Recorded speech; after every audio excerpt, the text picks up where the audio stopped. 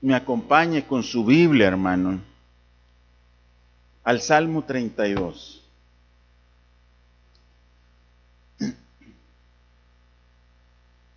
Y que puestos de pie, hermanos, demos lectura a este salmo.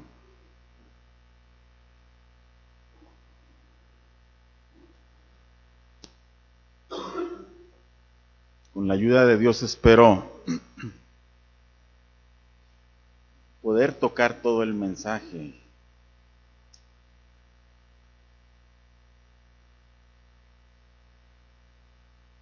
Vamos a leerlo alternadamente. Yo leo un versículo, usted lee el segundo y así hasta llegar al final. Amén.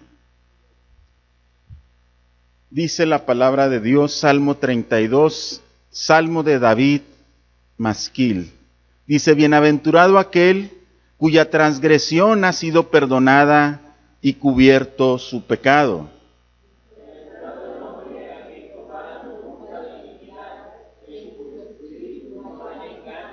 Mientras callé, se envejecieron mis huesos en mi gemir todo el día.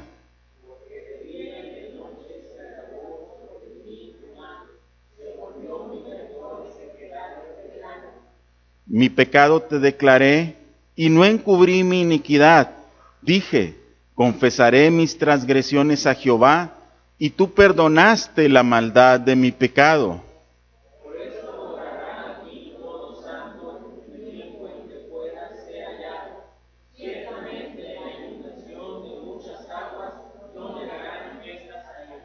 Tú eres mi refugio, me guardarás de la angustia, con cánticos de liberación me rodearás.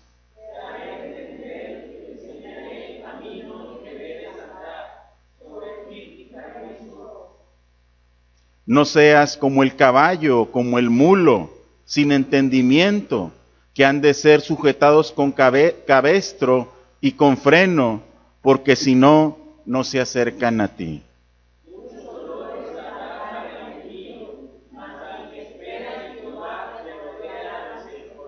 Todos juntos el 11, hermanos. Alegraos en Jehová y gozaos justos y cantad con júbilo todos los rectos de corazón. Muy bien. Vamos a orar, hermanos. Padre, te damos gracias en Cristo Jesús por este día, Señor, en el que, Señor, no venimos a celebrarnos a nosotros mismos. No venimos a celebrar, Señor, nuestra perseverancia, nuestra fidelidad a ti. Venimos a celebrar tu fidelidad hacia nosotros, Dios, tu gracia, tu misericordia, que hasta este día, Señor, ha sido entre nosotros. Padre, hoy te rogamos que a través de tu palabra, Señor, bendigas a tus hijos.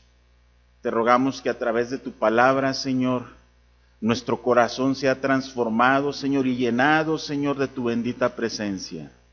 Que hoy tu palabra, Señor, nos enseñe, nos instruya, Señor, nos exhorte. Que hoy tu palabra, Señor, quede grabada en las tablas de nuestros corazones, para que tu nombre sea glorificado en medio de tu pueblo. Amén y amén. Siéntese, hermano, gracias.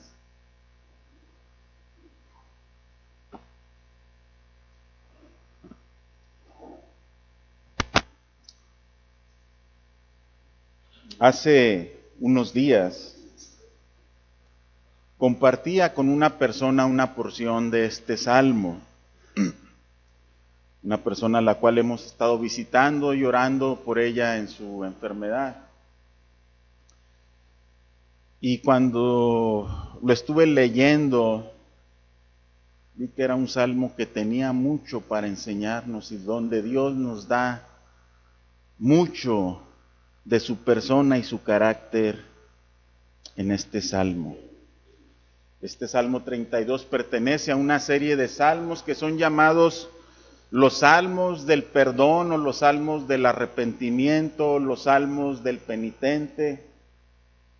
Y unos dicen que son 6 salmos, otros 7. Pero entre estos, como entre otros salmos más, tal vez no de manera tan específica, el Señor hace un llamado a su pueblo al arrepentimiento.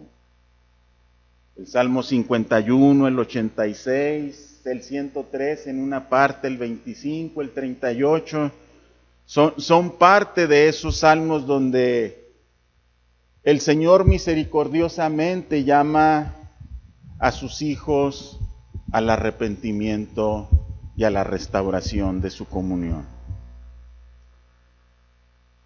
Y este salmo inicia con una bienaventuranza. Es gloriosa la forma en que este salmo inicia, diciendo: bienaventurado aquel cuya transgresión ha sido perdonada y cubierto su pecado. ¿Qué significa la palabra bienaventurado? Aquel que es bienaventurado es considerado un hombre feliz, dichoso, alegre por lo que ha recibido. Y la mayor bienaventuranza que nosotros podemos recibir es que hemos recibido el perdón de nuestros pecados. No hay cosa que nos haga más bienaventurados en este mundo que el hecho que Dios ha perdonado nuestros pecados.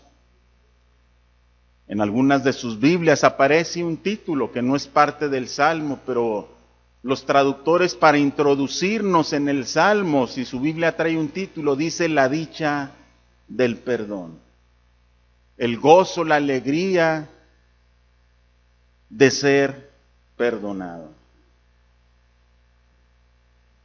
No hay razón mayor en este mundo y en esta vida que haga sentir al hombre dichoso que el perdón que Dios otorga al pecador. Nada produce un gozo similar al gozo del perdón. Yo sé que en nuestra vida hay muchas cosas que han producido grandes gozos en nuestra vida, como nuestros hijos, nuestra esposa, nuestra familia, nuestros padres producen siempre una alegría en nosotros, nuestra realización profesionalmente, tantas cosas que pueden traer gozo a nuestra vida, pero nunca serán comparables con el gozo de recibir el perdón de nuestro Dios. El profeta Isaías en el capítulo 43 y versículo 25 dice: yo, y nuevamente dice: yo soy el que borro tus rebeliones por a mí mismo y no me acordaré de tus pecados. Sí.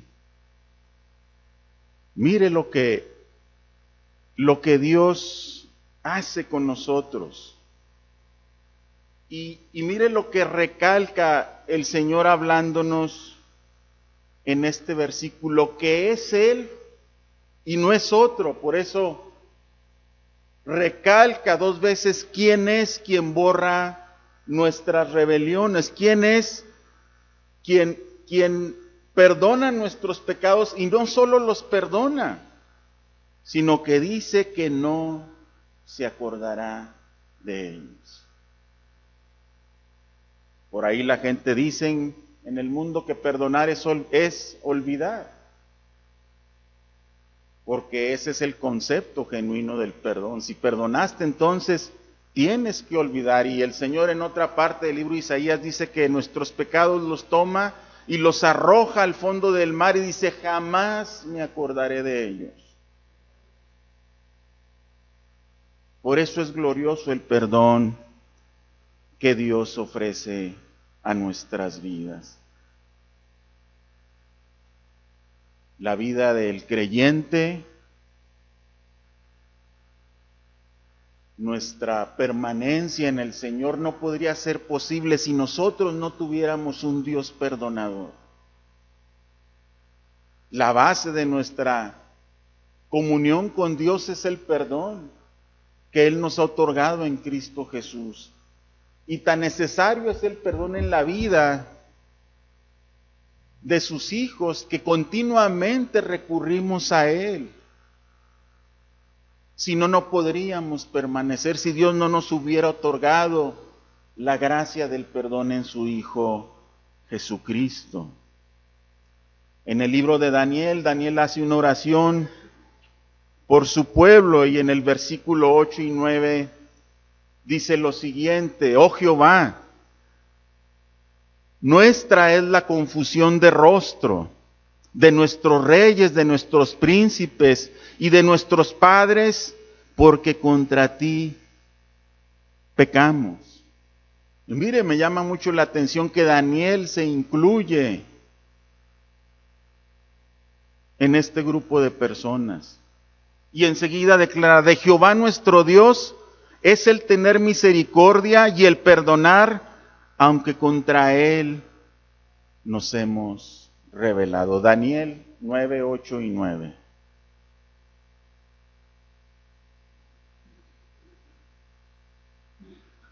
El profeta Daniel declara la condición en la que se encuentra el pueblo de Israel. Estaban en esclavitud, pero él entiende muy claro que esa esclavitud provenía de su pecado. Por eso Daniel, su oración no es por liberación, sino por perdón. Porque el hombre jamás podrá ser libre si antes el Señor no le ha libertado de sus pecados.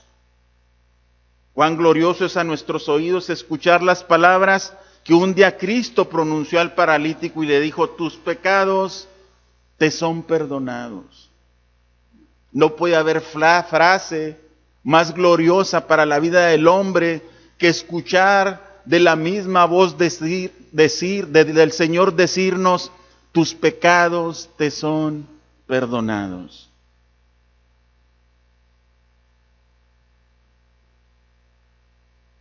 No hay frase que sea más aborrecible por el maligno que esta. Porque una vez que Jesucristo pronuncia esta frase, el pecador ha sido libertado de su esclavitud. Una vez que Cristo liberta, una vez que Cristo perdona, el pecador es libertado del lazo del diablo. No hay frase que produzca mayor beneficio a la vida del hombre, no hay palabras superiores a estas en toda la existencia del ser humano que escuchar al Señor decir: tus pecados te son perdonados.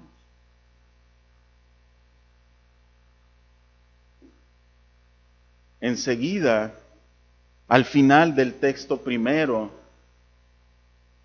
después de que él habla del perdón, al final el texto termina diciendo: y cubierto su pecado. Y cuando escuchamos o leemos estas palabras, inmediatamente nuestra mente vuela al lugar santísimo. Nuestra mente vuela al arca donde estaba el propiciatorio, esa tapa que cubría el arca. Y que después, hermano, el apóstol Pablo y en el Nuevo Testamento nos habla de que Cristo es nuestra propiciación. Él ha cubierto nuestros pecados.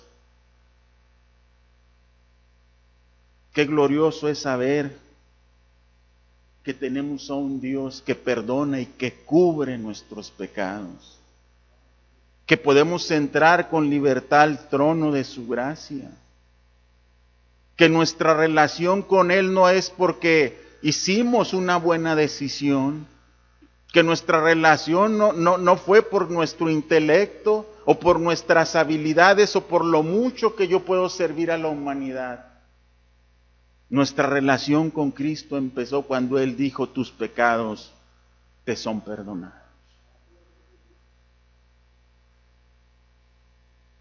Pero no siendo suficiente esto, el salmista nuevamente en el versículo 2 retoma esta palabra y vuelve a exclamar y a hacer del hombre esta expresión de aquel que ha sido perdonado y redimido. Y dice: bienaventurado el hombre a quien Jehová no culpa de iniquidad y en cuyo espíritu no hay engaño. somos doblemente bienaventurados. Tenemos dos razones de demasiado peso en nuestra vida para no ser agradecidos con Dios. Perdonó nuestros pecados y los cubrió, pero enseguida, hermano, hay una bienaventuranza en aquel hombre que ha sido perdonado, porque aquel hombre es aquel a quien Jehová no inculpa de iniquidad. Y habla de un hombre que en su espíritu ha sido regenerado.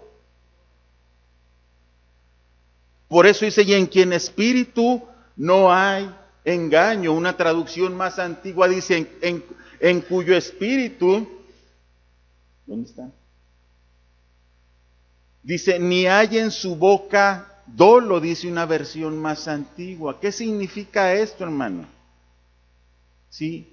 Que no hablamos palabras con doble intención, que hemos dejado esa forma de vivir, que Dios por su regeneración, a través de su Santo Espíritu, quitó en nosotros eso y puso un espíritu nuevo dentro, delante de nosotros.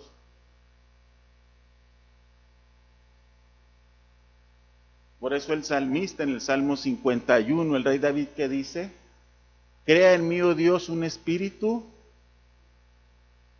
nuevo, limpio.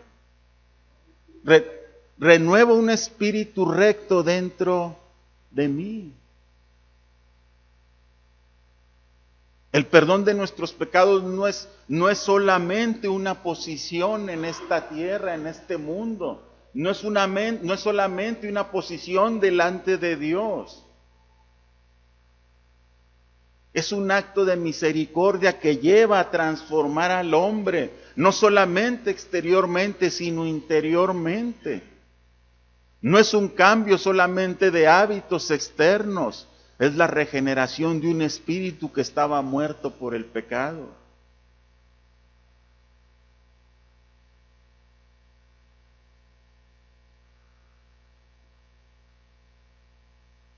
En el versículo 3, el salmista nos muestra su condición antes de venir al arrepentimiento. El salmista dice en qué condición se encontraba y dice, mientras callé, versículo 3, envejecieron mis huesos en mi gemir todo el día. Mire lo que produce el pecado. Mire lo que trae como consecuencia la vida de pecado.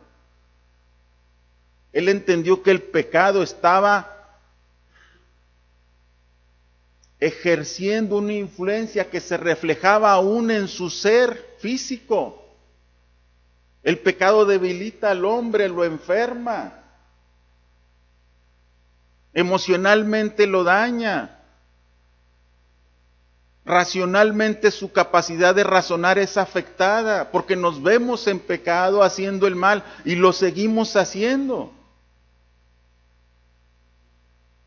Y el salmista entiende que el pecado está siendo a tal grado en su vida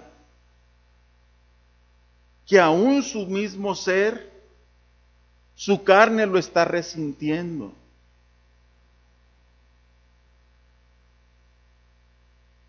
Y él clamaba, él gemía por su pecado. Él sabía que el pecado lo estaba afectando, pero ¿sabe qué? No podía venir a Dios, no venía a Dios, no se arrepentía. Aunque vemos que el pecado nos está matando, lamentablemente nuestro corazón es endurecido y no venimos a aquel que puede perdonar todas nuestras iniquidades. Y nuestro cuerpo resiente el pecado, y nuestra familia lo resiente, y nuestros amigos lo resienten, y la sociedad lo resiente. Porque desde el día que el hombre pecó, todo el mundo fue afectado por el pecado.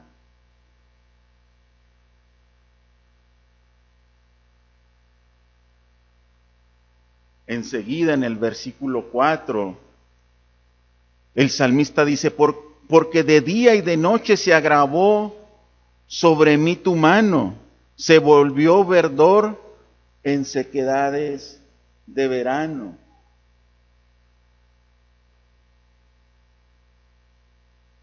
Una versión más antigua habla al final de este versículo y dice: retorcíme de miseria mientras se clavaba la espina. Mire a dónde nos arrastra el pecado. Dice el salmista: me retorcía yo de miseria. Y la espina se clavaba. Tu mano se agravó sobre mí. Mire, esta expresión me llamó mucho la atención. Y en el primer libro de Samuel, si me acompaña al capítulo 5,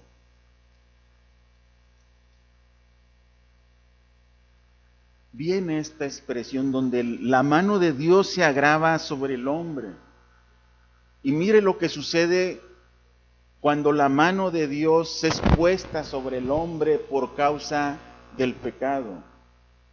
Primer libro de Samuel 5:6. Mire lo que sucede. Los filisteos han tomado el arca del pacto de Dios y la llevaron a su templo junto a sus ídolos.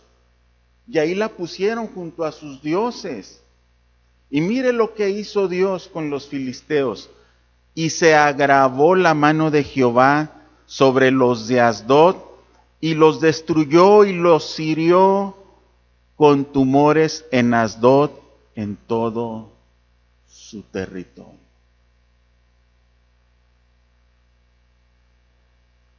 La consecuencia del pecado, hermano, es que Dios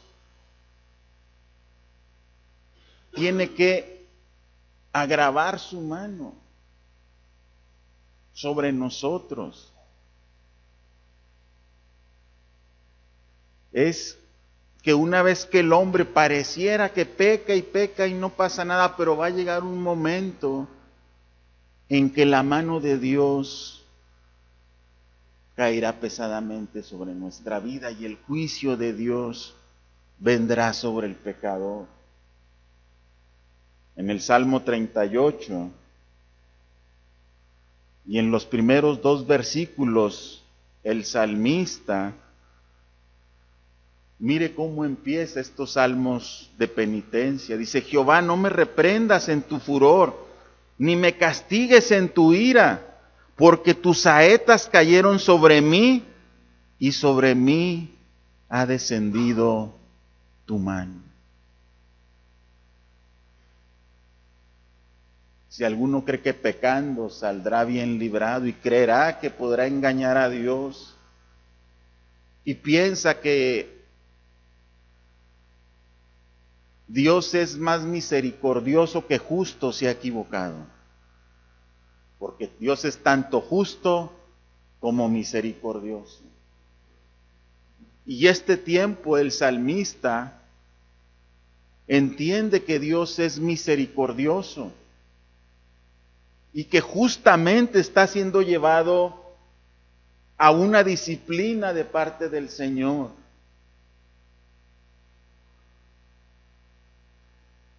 Por eso es que en el versículo 5 viene la confesión del pecado.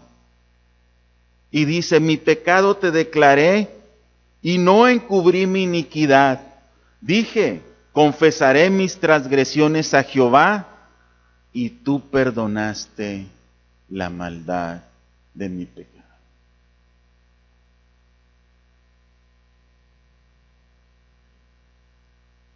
Siempre, hermano, que pecamos,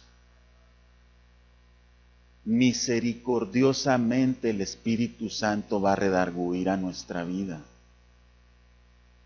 Misericordiosamente el Espíritu Santo nos va a señalar aquello que está ofendiendo la santidad de Dios. Pero si no escuchamos su Santo Espíritu, si no entendemos la exhortación de la palabra de Dios, entonces vendrá la mano de Dios para hacernos entender el pecado en el cual vivimos.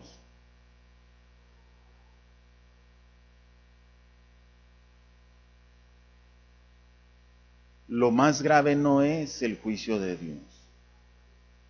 Lo grave es que el hombre no confiese su pecado. Ahí es donde está la gravedad con el pecado, que el hombre se endurezca, que el hombre se autojustifique, que el hombre diga, yo no necesito perdón.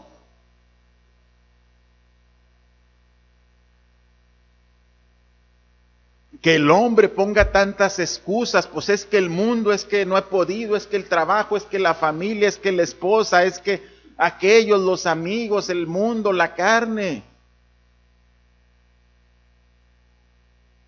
El problema con los pecados no confesados es que traen juicio a la vida del creyente. Por eso es que el salmista, una vez que entiende esto, una vez que entiende que su miseria y su dolor es por causa de su pecado, es que declara y dice, mi pecado te declararé y no encubrí mi iniquidad. No podemos venir con Dios a medias. No podemos presentarnos delante de Dios con excusas. Señor, hice esto, pero porque Él lo provocó. Señor, ofendí, pero porque sus ofensas eran muchas para mí. Señor, robé porque mi necesidad era mucha. Mentí porque era necesario mentir.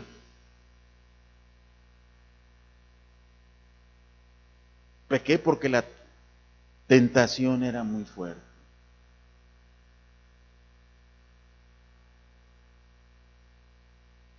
Eso no es excusa.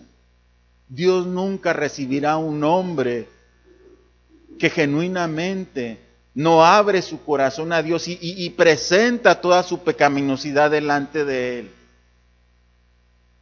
Los pecados los escondemos de los hombres, los escondemos de la familia, de los amigos, pero de Dios nunca podremos esconder el pecado. Por eso el salmista dice, mi pecado te declaré y no encubrí mi iniquidad.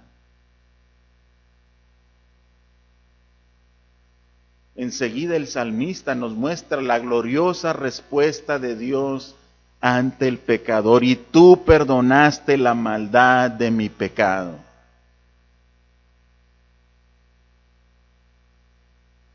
Dios nos está garantizando que aquel que viene sinceramente con un corazón sincero delante de Él a pedir perdón, Él recibirá misericordia, Él será perdonado. Él podrá escuchar las palabras gloriosas que Cristo dijo al paralítico, tus pecados te son perdonados. Pero nunca tratemos de engañar a Dios. Dios no puede ser burlado. Todo lo que el hombre sembrare, eso cosechará.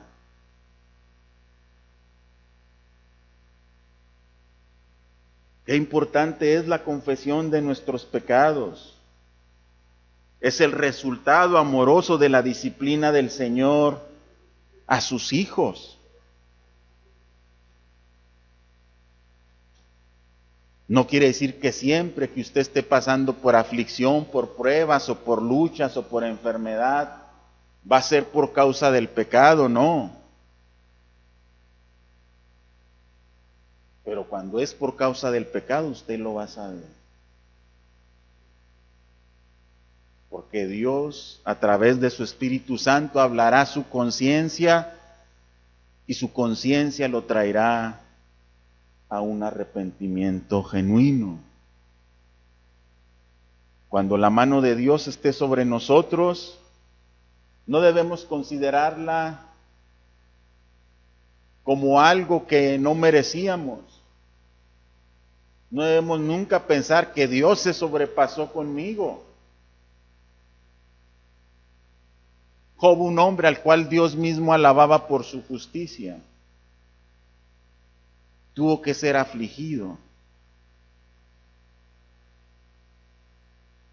¿Cuánto más si nosotros hemos pecado delante del Señor? Por eso es que el escritor de Hebreos en el capítulo 12 al 5, nos da estas palabras para que nosotros entendamos que si hemos sido tomados por Dios como hijos, si Él nos ha adoptado como hijos, una de las cosas que incluye su paternidad es que Él nos disciplinará cuando nosotros hayámosle ofendido. Dice el escritor de Hebreos: ¿y habéis ya olvidado la exhortación que como a hijos se os dirige diciendo: Hijo mío, no menosprecéis la disciplina del Señor, ni desmayes cuando eres reprendido por Él? Porque el Señor al que ama, disciplina, y ¿qué hace? Y azota a todo el que recibe por hijo. Si soportáis la disciplina, Dios os trata como a hijos, porque ¿qué hijo es aquel a quien el Padre no disciplina? Pero si se os dejare sin disciplina, de la cual todos han sido participantes, entonces sois bastardos y no hijos. Por otra parte, tuvimos a nuestros padres terrenales que nos disciplinaban y los venerábamos. ¿Por qué no obedeceremos mucho mejor al Padre de los Espíritus y viviremos? Y aquellos, ciertamente, hablando de los padres, por pocos días nos disciplinaban como a ellos les parecía, pero hablando del Señor, para lo que nos es provechoso, para que participemos de su santidad. La mano del Señor sobre nuestra vida tiene un propósito. La disciplina del Señor sobre nuestra vida tiene un propósito. El azote tiene un propósito. Y el escritor de Hebreos dice: así como nuestros padres nos disciplinaron de la manera en que ellos tenían entendimiento, Dios nos ha tomado como hijos, y como hijos de Él sabemos que nos debe de disciplinar y azotar, con el propósito de que cada vez participemos más de su santidad. Que su santidad cada vez más se refleje en nuestra vida.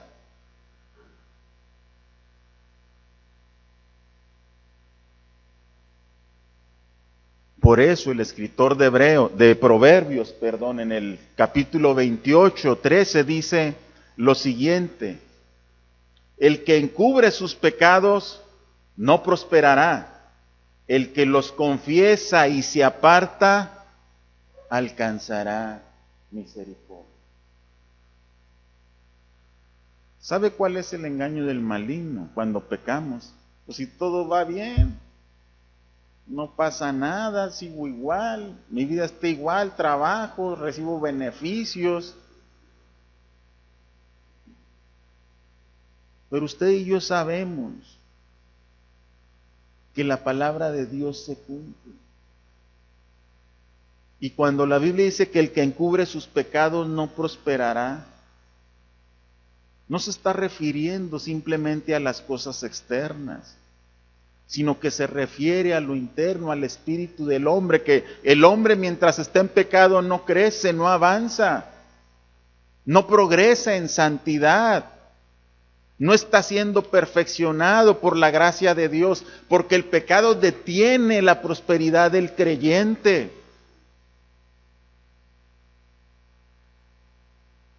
El crecimiento del creyente es detenido por el pecado.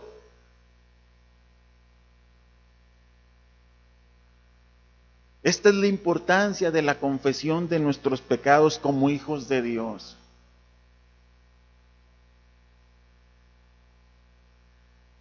A tal grado llega a ser de importante la confesión de nuestros pecados, que el apóstol Pablo advierte que hay quienes por causa del pecado, por una raíz de amargura, están enfermos o duermen o están muertos. ¿Hasta dónde puede llegar a trascender el pecado en la vida del hombre? Por eso es que Juan, en su primera carta, capítulo 1 y versículo 9, Juan dice lo siguiente: si confesamos nuestros pecados, Él es fiel y justo para perdonar nuestros pecados y limpiarnos de toda maldad. Esta es una garantía de Dios. La palabra de Dios está llena de garantías, porque Dios las dijo. Y si tú confiesas tu pecado, tienes la garantía de que tu pecado será perdonado. ¿Por qué? Porque Él es fiel y es justo para perdonar. Y en el perdón, el propósito de Dios es limpiarnos de toda maldad.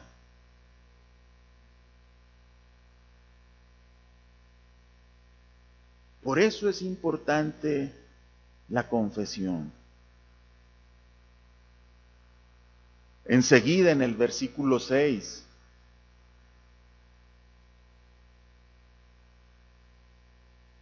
dice el salmista: por esto orará a ti todo santo en el tiempo en que puedas ser hallado. Mire,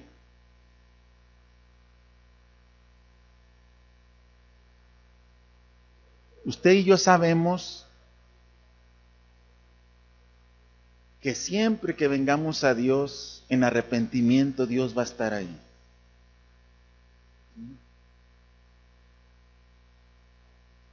El problema es cuando razonamos mal lo que Dios nos trata de enseñar. Y decimos, bueno, pues si Dios siempre está ahí para perdonar, pues me arrepiento mañana. O me espero a la otra semana, lo que acabe acá mis movidas. Y entonces sí. ¿Sí? Pero mire lo que está diciendo el salmista. Que hay un tiempo en el que Dios puede ser hallado.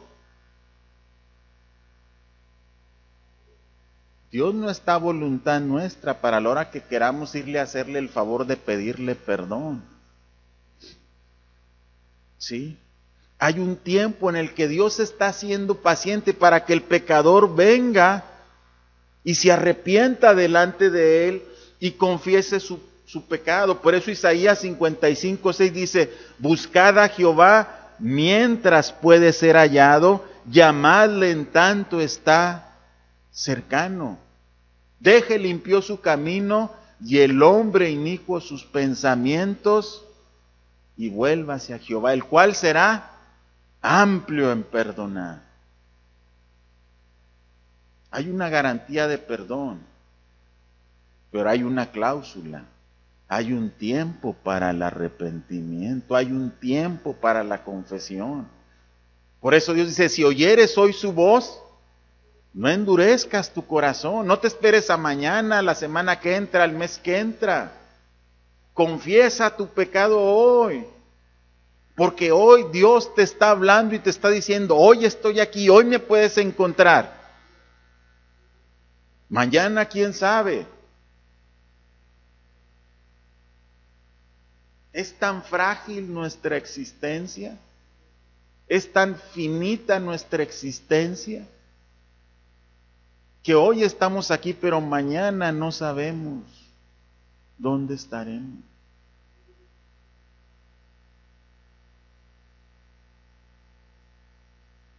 Una vez que el hombre restaura su comunión y su posición delante de Dios, una vez que el hombre se ha reconciliado con su Dios, vemos los resultados del perdón. Vemos los resultados de una vida que ha venido al Salvador buscando la restauración. Y mire lo que dice en la segunda parte del versículo 6. Ciertamente, en la inundación de muchas aguas, no llegarán estas a él.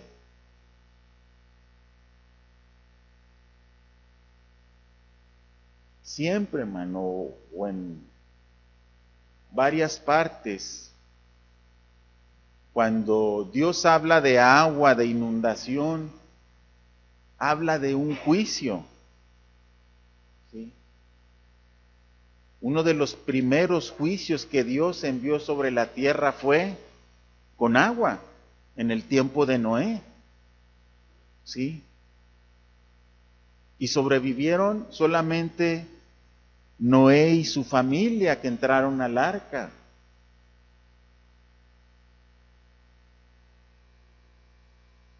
Una vez que tú vienes al Señor, ya has restaurado tu comunión con Él. Tú puedes sentirte seguro. Tú puedes tener la certeza de que por muchas aguas que se levanten, no te anegarán.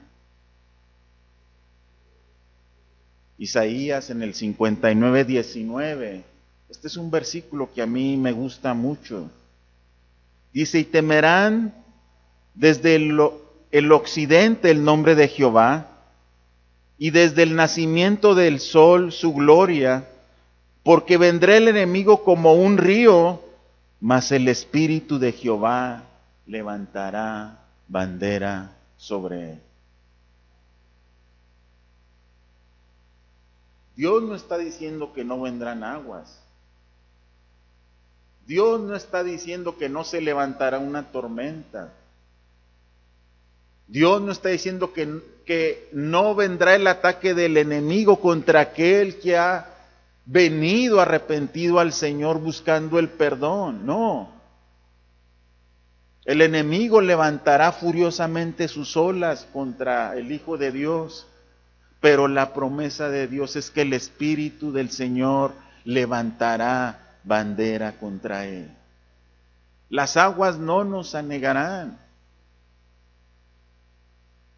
no nos inundará, no nos sobrepasará el momento de prueba o de aflicción que venga a nuestra vida. Porque Dios levantará la bandera en señal de victoria.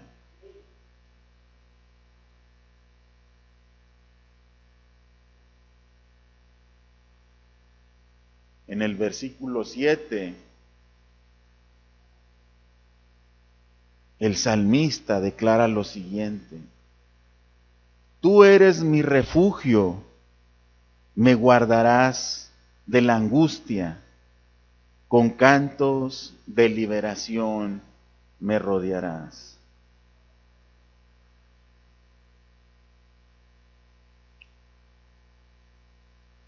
El salmista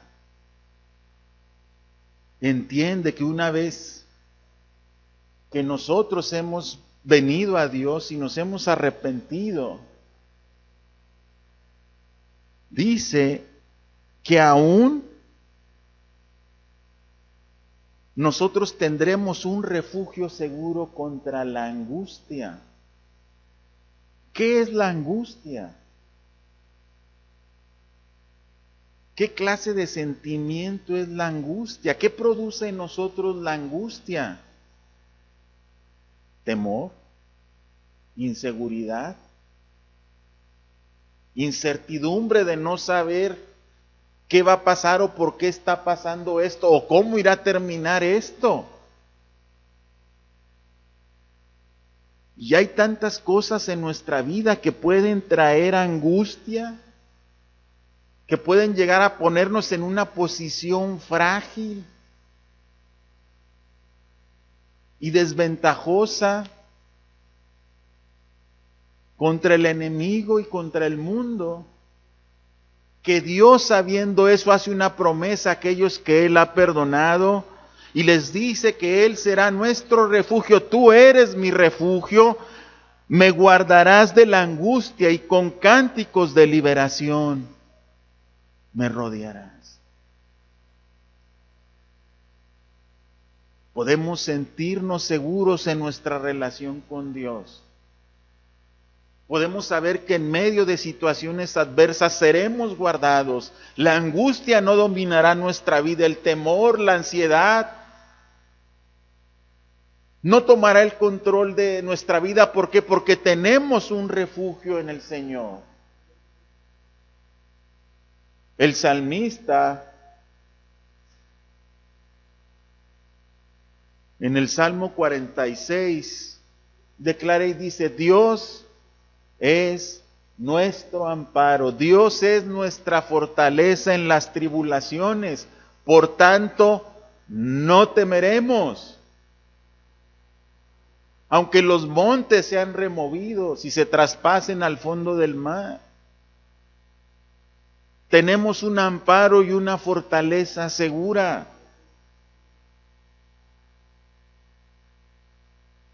No hemos llegado hasta este punto por nosotros mismos, por nuestra terquedad, por nuestra perseverancia. Es por el amparo de Dios, es por la fortaleza que Dios ha traído a nuestra vida y nos hace estar aquí nuevamente. Y nuevamente, aunque nos encontremos en aflicción, en angustia, venimos y buscamos el consuelo en la palabra de Dios, y Dios fortalece nuestra vida y sabemos que tenemos un refugio seguro. Hay quienes se ha propuesto no dejarnos debilitados. Él es nuestra fortaleza. Fortaleceos en el Señor y en el poder de su fuerza.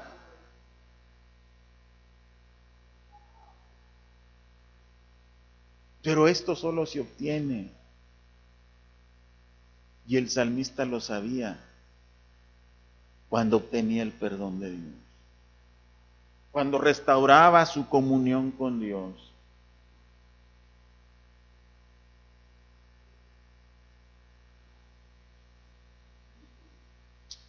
Enseguida,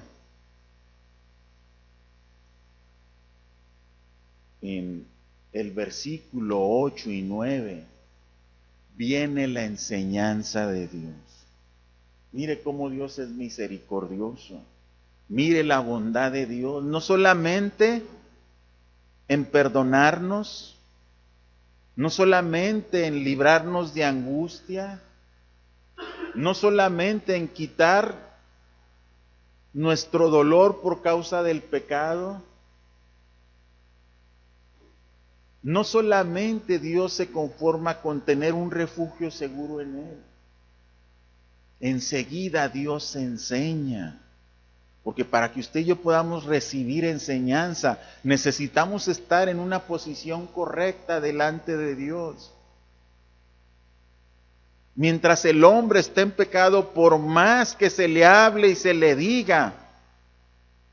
Por eso aquí hay una comparación, y mire lo que dice: te haré entender. No vas a entender tú, el hombre nunca puede entender a Dios. No podemos comprender a este Dios creador del universo y de todo lo que exista. Dios nos tiene que enseñar, Dios tiene que abrir nuestro entendimiento, su Santo Espíritu tiene que trabajar en nuestra mente. Y necesitamos ser enseñados por Él. Te haré entender y te enseñaré el camino que debes andar, y para estar seguro que vas a andar por ese camino, sobre ti fijaré mi mirada. Esa es la garantía del camino correcto que Dios nos ha dado a andar. Él ha decidido poner sus ojos sobre nosotros. Pausa.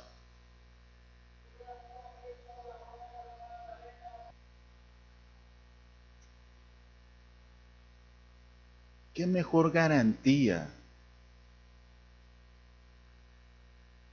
tenemos del cuidado de Dios, sino que Dios esté mirando? ¿Qué mejor garantía podemos tener de que llegaremos a buen fin si no es que Dios está mirándonos? Nos enseña y nos muestra el camino porque debemos andar, pero no solamente nos dice vete por aquí. Estaré viendo que camines por el camino que te dije que debes andar. Porque somos tan torpes, pero no se imagina lo torpes que llegamos a ser. Que empezamos a andar caminos y que creemos que son caminos correctos, perfectos, y la Biblia dice que al final son caminos de muerte. Por eso se nos compara con ovejas. Por eso en toda la Biblia, hermano, la iglesia, el pueblo del Señor, es comparado con una oveja por lo torpe que es la oveja. Es un animal torpe.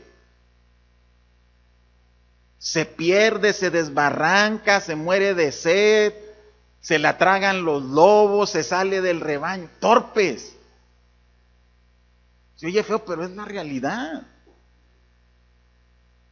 Si usted creía que era muy entendido desde que empezó a leer la Biblia, que ya se había hecho muy sabio, es porque Dios lo está viendo. Dios le está mostrando el camino y ahí está al pendiente.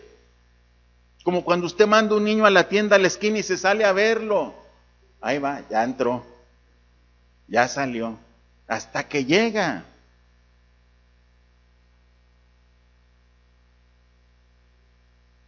¿Qué tan torpes no seremos? Que Dios nos está diciendo y no entendemos. Eso es torpeza al extremo, ¿no? Por no decir otra palabra, porque la Biblia en los originales utiliza palabras muy fuertes.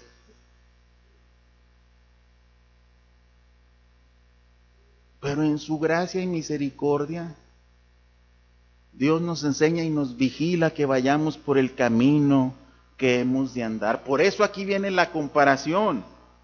Versículo 9, no seas como el caballo, como el mulo. ¿Sin qué? Sin entendimiento, que han de ser sujetados con cabestro y con freno, porque si no, no se acercan a ti. El caballo y el mulo no son como el perro. Y ahí viene el perro meneando la cola. Lo conozca o no lo conozca, ¿a poco no le pasa así con los perros?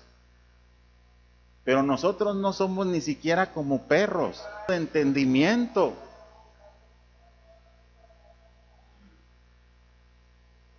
Porque un perro es educable. Pero el mulo y el caballo tiene que estar sujeto. Si no, no. Qué bueno que Dios no nos trata como a caballos o como a... porque nos traería todo el día del hocico frenándonos de hacer lo malo. Qué bueno que Dios no nos trata así, no. Nos enseña y nos muestra el camino. Nos cuida, nos guarda. Y el Señor dice, ya déjate de torpezas, déjate de terquedad. Por eso le dicen que es terco como ¿qué? Como un burro. Porque así somos. Y Dios nos dice, no, ya estamos de tercos y de tercos. Es que Dios me dijo y me prometió y tonterías de esas. Y Dios te está diciendo, por aquí, no, es que este camino es el que Dios dice, porque está bien padre y Dios quiere bendecirme siempre.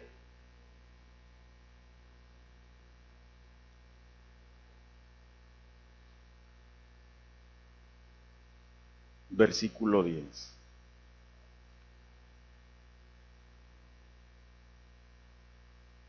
Mire lo que dice la primera parte. Muchos dolores habrá para el impío. No son pocos los dolores del pecador. Son muchos.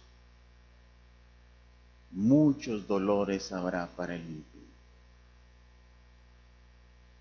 Porque el pecado siempre produce dolores.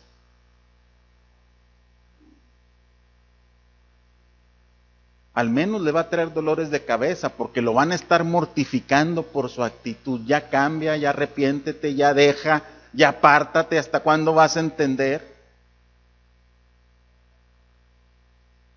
Y al menos eso le va a traer dolores de cabeza.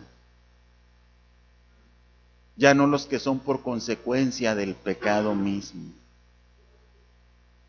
Pero para el impío solamente le están guardados muchos dolores. Este es un versículo en contraste, donde el salmista está contrastando a una persona con la otra, y enseguida dice, mas al que espera en Jehová, le rodea la misericordia.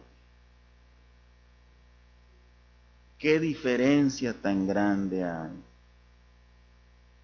entre el impío y aquel que se ha acercado a Dios? Leía un comentario sobre estos salmos de Charles Spurgeon y él hace una frase en relación a al hombre impío y dice, el que siembra pecados cosechará aflicción en gavillas copiosas, o sea, bastante. Las penas de la conciencia, el desengaño, el terror, son la herencia segura del pecador en el tiempo, y luego las penas de remordimiento y desesperación para siempre.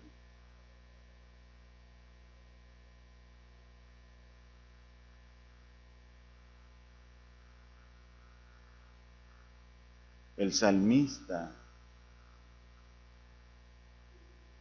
termina con un cántico de adoración y alabanza a Dios por lo que ha hecho en su vida.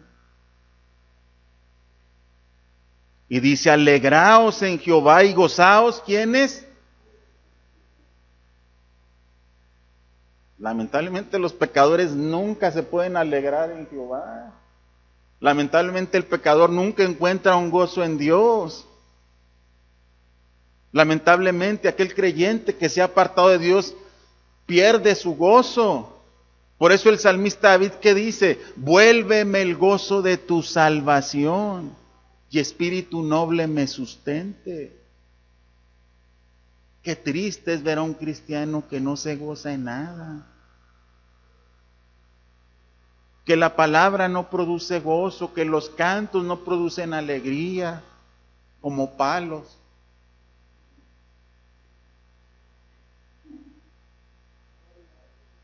Como paletas. Fríos. Fríos completamente, porque no hay un gozo en ellos. Si alguna vez de chiripada se recuerdan de su vida de gozo, ay, cuando yo me gozaba y escuchaba los cantos, eso ya pasó. Olvídese de eso ya. Eso no lo va a restaurar con el Señor si no viene en arrepentimiento y fe. Esa es una vida de castillos, de arena. Vivir del pasado no se puede, hermano. Tenemos que vivir un presente continuo en la presencia de Dios. Debemos de vivir una vida de gozo continuo en la presencia del Señor. Porque el gozo del Señor es ¿qué?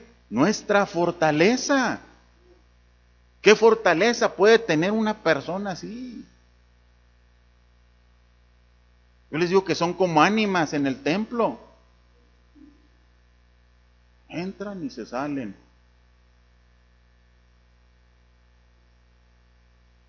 Estos qué pena, ¿no? ¿Qué hacen aquí?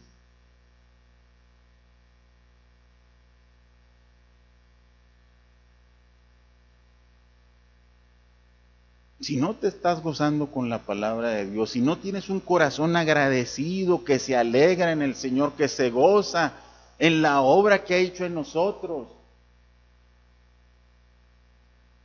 examina tu corazón.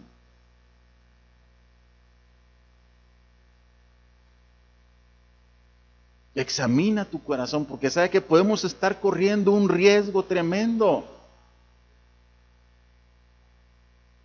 ¿En qué sentido? Se lo vuelvo a repetir. Si usted es un creyente genuino, no que se va a ir al infierno, pero se va a ir antes de tiempo. Eso es lo más triste, que no disfruta plenamente su vida.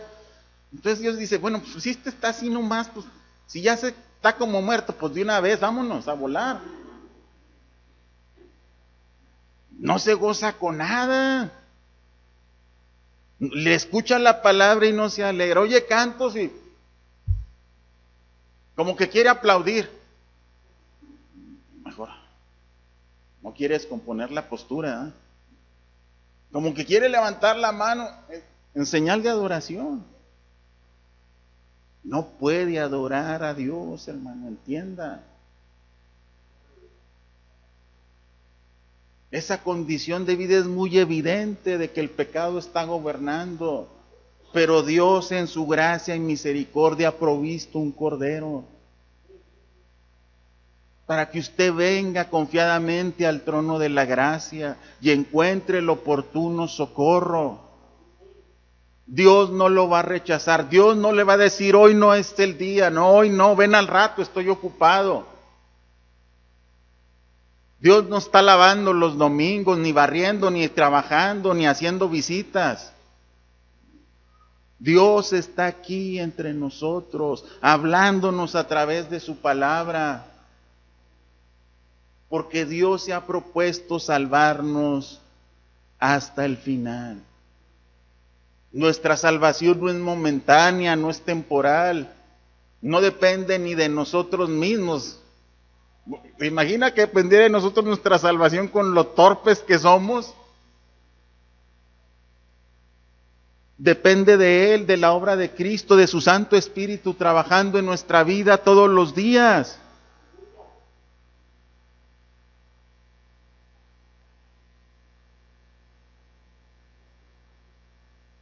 Alegraos en Jehová y gozaos justos, y cantad con júbilo todos vosotros los rectos de corazón.